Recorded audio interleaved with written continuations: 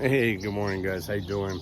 It's Chris Rod, Sun City Lawn Care. Today I'm going to be walking you guys through the soil preparation phase for a sod installation. Okay, so when you've got a lawn, Bermuda, Tallahassee, whatever it is, and you've got erosion issues, you've got compacted dirt, and you want a lawn by spring, or you're tired of looking at it, or you've done so many applications of certain fertilizers and you just couldn't get the lawn to grow and you're just going to redo it all, this is that kind of video. Today I'm going to be excavating. We're going to be tilling up all this material, and yeah, you're probably thinking, Chris, just use a sod cutter. That is an option, okay? And you can take a sod cutter in here. I haven't personally have had the best of luck with sod cutters, to be honest with you. They seem to never function properly when you get them from the big box stores on a rental level. So the dirt is really compacted. So even if I was to use a sod cutter and cut out that top 1 inch, I'm still going to need to go back and till the ground to relieve some of that compaction, okay? And then we're bringing in some organic dirt. We're gonna be amending the soil, and then we're gonna regrade, re-level, smooth it out. We're gonna pull it a percent away from the property on the grading aspect. Check your city codes, because sometimes they have ordinances involved with that. Outside of that, you guys stay tuned, follow along. All right, guys, that's step one. Tilled it. I went north, south, east, west, okay? Do a double pass. And what you see will happen, all that material will come up. It's very similar to using a Harley rake, but Harley rake, when you use that, it's gonna be tilled into the actual ground and you don't have to dispose of it. When you're doing a sod installation,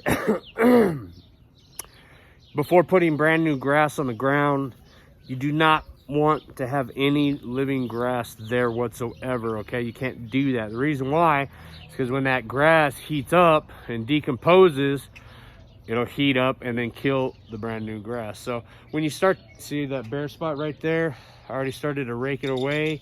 I use my dethatching rake, and it's easy to haul off after that. Once you get that cleared out, bring in your new dirt. Whoa, what's up guys, how you doing?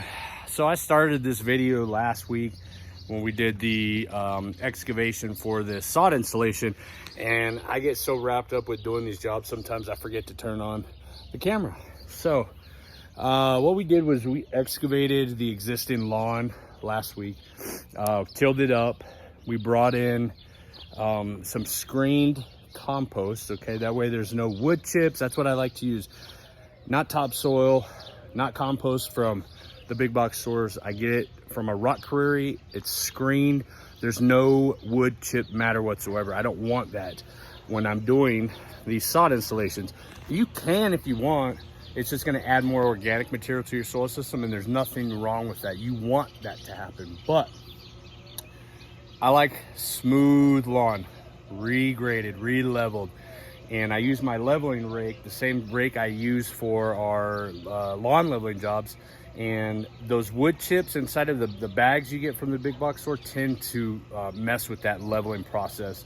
So we go through the purpose of leveling and smoothing it out. We regrade from the property so that there's no water backlog into the property. You don't want that. Most of your city ordinances are gonna stay at a percent grade away from the property anyways. So we've already leveled. I spent some more time. I'm waiting on the sod to get here. Before it gets here, what I do is I regrade, re-level another time. I like that smooth butter-like finish, okay? And then I add a fertilizer. A lot of your sod, before it's cut from the farm, usually about a week or two prior, they will go ahead and do a fertilizer application, okay? Now, if you're not in tune with your local sod farm, you're not gonna know one way or the other. So in our case, what I practice as I go ahead and get down a fertilizer application that's high in phosphorus. That phosphorus, okay, is going to help promote root growth. And when you're doing a sod job, that is the only goal. Once that sod is laid, is to promote root growth. So that the way we do that is through sufficient watering, brand new grass, it's just cut, it's stress, watering, and a fertilizer application that's high in phosphorus. That's going to promote that Bermuda grass root to shoot on down through the soil system. After I put down the fertilizer application, we lay our grass and then we roll it, and that's it. You guys stay tuned. If you have any questions, as always, leave a comment below, and always don't forget to subscribe.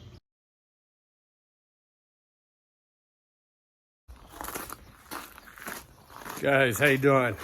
So this is kind of like a final piece to the sod installation I did a week ago, and I did the recordings on it for the installation process, but I didn't post the video. And the reason why I didn't post it was because I didn't finalize the video after reviewing what I had recorded, and I forgot to talk to you guys about watering when it comes to sod and when you install sod, and the procedures or recommendations for watering that I have. So check out the video, give me a thumbs up if you like it.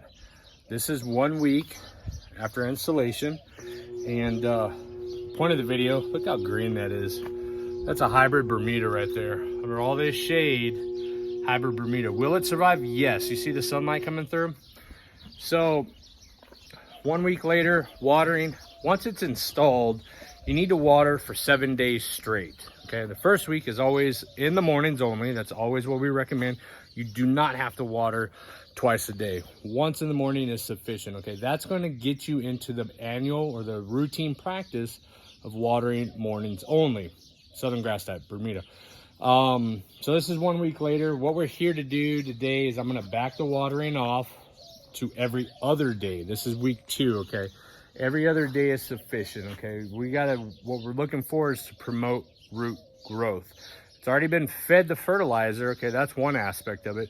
Watering's the other aspect. Okay, you have to promote root growth through infrequent and deep watering.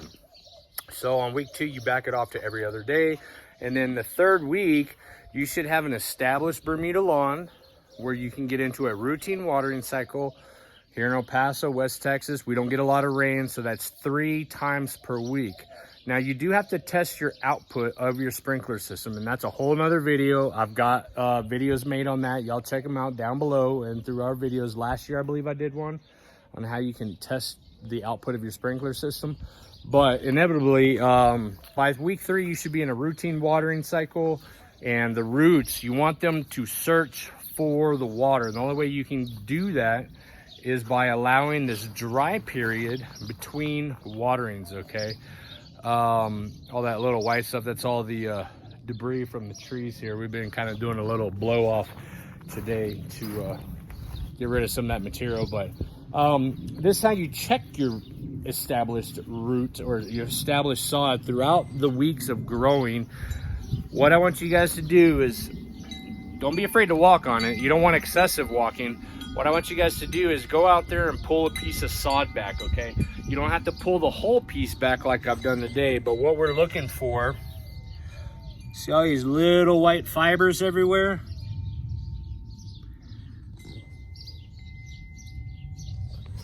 Guess what those are? Those are the roots.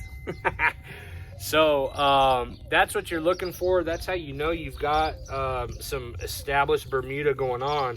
So you can do a couple things. You can pull back a big old slab like I did right here, or what I prefer you guys do, I was actually doing an irrigation repair right there. We noticed one that wasn't working properly. What I want you to do is check periodic spots throughout the lawn and pull back a corner, just a corner. All we're looking for are some of those white fibers. Can you see them? Ooh, look at those guys. Check that out. What do you see? And how funny this is.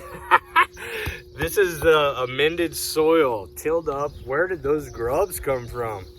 Well, that only tells you one thing, that they were already there inside the soil system, and you need to treat the lawn accordingly. You hear that? Okay, what that is, that's when you know you're watering too much. Okay, that squishy sound under the feet. The funny part is it's only in this corner. It's always been this corner with this particular property. But check a couple pieces. There we go, look at that. See all these white fibers? That's what we're looking for. That's how you know your sod's taking root, okay? The excessive watering, if you're squishy like that and you peel back some of that sod and it's saturated or puddling, that's when you know you're watering too much, and it's definitely time to back off the watering. Even though it looks gorgeous and it's green, too much water can be a bad thing, okay? Remember, we're trying to promote root growth, and the way you do that, besides fertility and mowing, is proper watering. So instead of every day, we are going to back it off to every other day, week 2, 4 times a week. So now we are on a Tuesday, Thursday, Saturday, Sunday, okay, 4 times. If you guys have any questions, feel free to leave a comment below, and always don't forget to subscribe, like the channel. You guys take it easy. Bye.